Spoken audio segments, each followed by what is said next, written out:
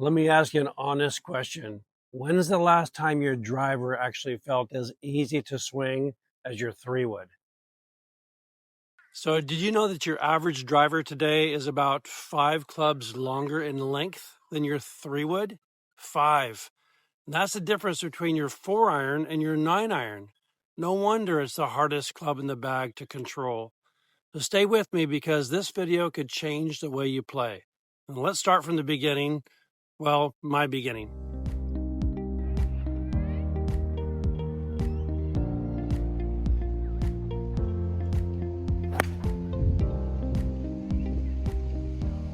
So my first job in the golf business back in my early 20s, I got a job with Titleist in their custom wood department, specifically their tour department. So I made these persimmon woods for tour players and club pros.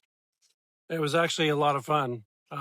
Didn't last very long before I started the PGA Apprentice program, but I learned a lot. And these persimmon woods hit the ball so straight, it was crazy. I remember actually once I hit 26 fairways in a row with this very golf club right here. So I tend to be a little bit nostalgic, so I hold on to things.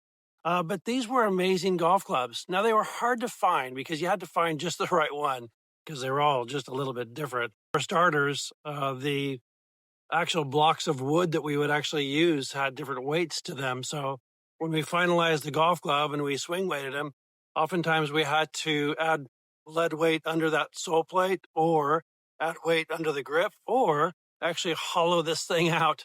So it was completely hollow inside. But once you found a really good one that was just weighted properly, these things were actually incredibly straight. And the reason is because they actually had their center of gravity was actually, or center of mass was actually in the middle of the golf club here. And that created a lot of what we call gear effect. And that means when the ball hits the toe of the golf club, it bounces back this direction and hooks the ball. And when it hits the heel, it slices.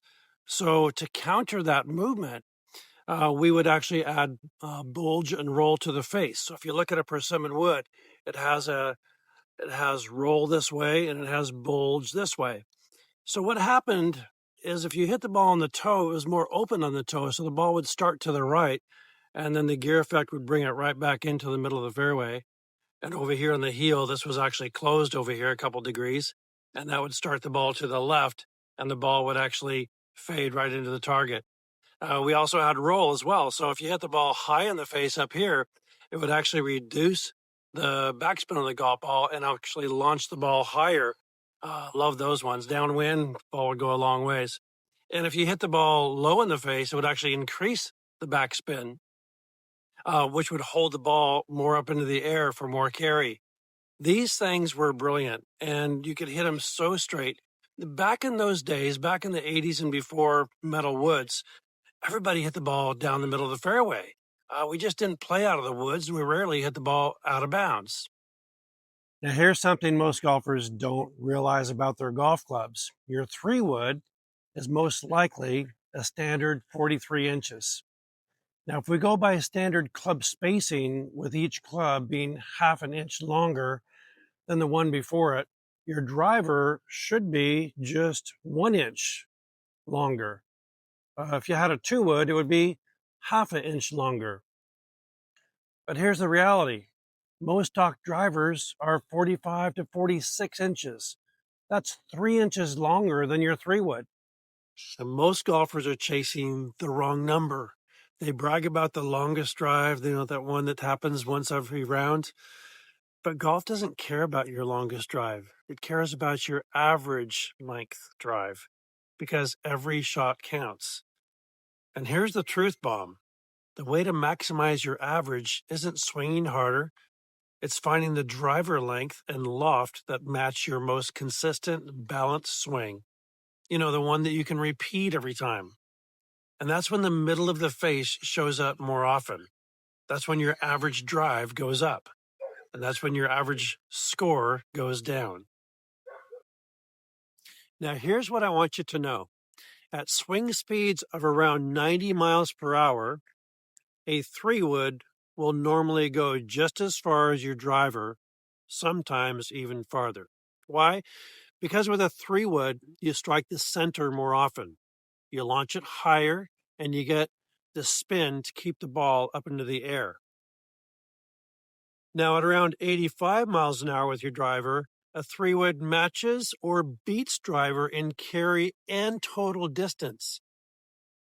And here's the thing. Longer clubs aren't magic. They're actually harder to control. They amplify tiny swing errors, accuracy drops, consistency drops, and for most golfers, distance doesn't actually improve over the average.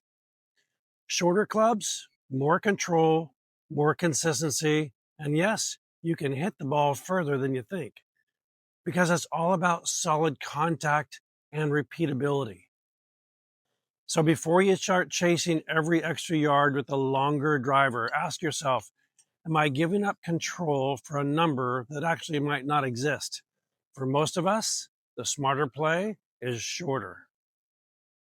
And this is the trap so many young golfers fall into. Win the long drive contest with their mates, but they lose the scorecard. Next time you go to a fitting or a studio to look at a new driver, don't ask for more distance, ask for more fairways.